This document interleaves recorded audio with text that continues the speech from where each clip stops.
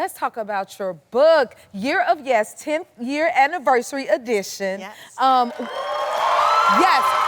What inspired you to revisit it a decade later? You know, the first book was really about the fact that I was living a very small life and that I was going to say yes to everything that scared me for a year. And it was really transformative.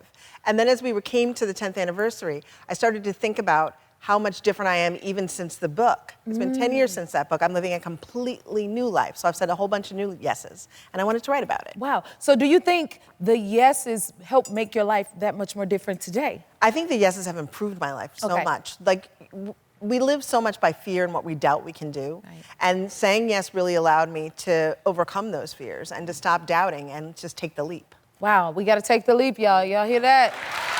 Yes, I'm gonna get into this. Because I find myself saying yes to everything. I think I need the book of no's. There is a chapter. There is a chapter called Yes to Saying No. Okay. Because people feel all stressed out about saying no. And the reality of it is no is a complete sentence. And you have to really practice that. Just saying no, I'm sorry, I can't do that, and not saying another word. Because we all feel like we have to give excuses and all the things. No explanation. And then and you feel guilty. So no explanation. Just give yourself that freedom. I mean, you can give an explanation if you want to, but a lot of times when someone's trying to get you to do something you don't want to do, they're kind of trying to manipulate you. So really, Oprah said that. That wasn't me. Yes, Yes, I Queen received Oprah. that. But I think that that's super important to think about. And I think you have to remember that you are the only person who can change your life. Yes.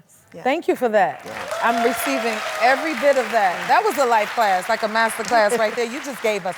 Okay, so let me ask you this. What's the scariest thing that you said yes to in the last 10 years? Oh, wow. I think the biggest, scariest thing I said yes to was I picked up my family and I moved cross country during the pandemic. Wow.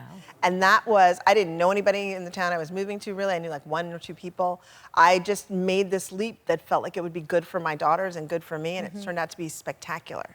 Wow, you take some huge leaps. I do. I'm noticing like, whoa, okay.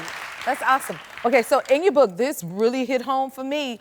You talked about a PTA meeting that tested your patience as a working mom. Oh, yeah. Oh, baby, I totally understand. Okay, please walk us through what happened. So, first of all, you know, we have these PTA meetings at the beginning of the year where they tell you how everything should go.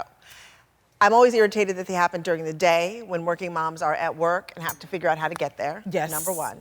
And then 2, I go to the meeting and I'm tired, it's been a long day, and the lovely PTA mom, who's sort of that perfect vision of mom, stands up and says, we're gonna have a bake sale, and all of the food must be home baked. That's just so much better. And without even realizing I was saying it out loud and very loudly, I said, are you flipping kidding me?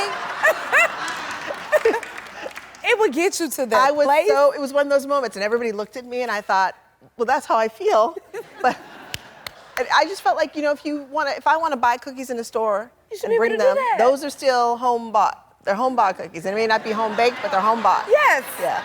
And it's from mama and from the heart. Exactly. That spoke to me so well, so I totally understand that. Now, you've had a ton of success throughout your career. Like, what was it like when you were a struggling writer? Oh my gosh. I write about this in the book too, because sometimes there were times when you are sort of trying to decide between buying the popcorn, buying the toilet paper, buying the bottle of red wine, buying the toilet paper. Like it was like that? Oh, yeah, wow. It was broke. I was like, I can have this red wine or I can have this roll of toilet paper. I gotta make a choice. There was a lot of that. Wow. A lot of that. Well, you made the right choices because you blessed us with so much. Your happy place is here. What was your favorite part? Drop it in the comments and subscribe to help keep the joy coming.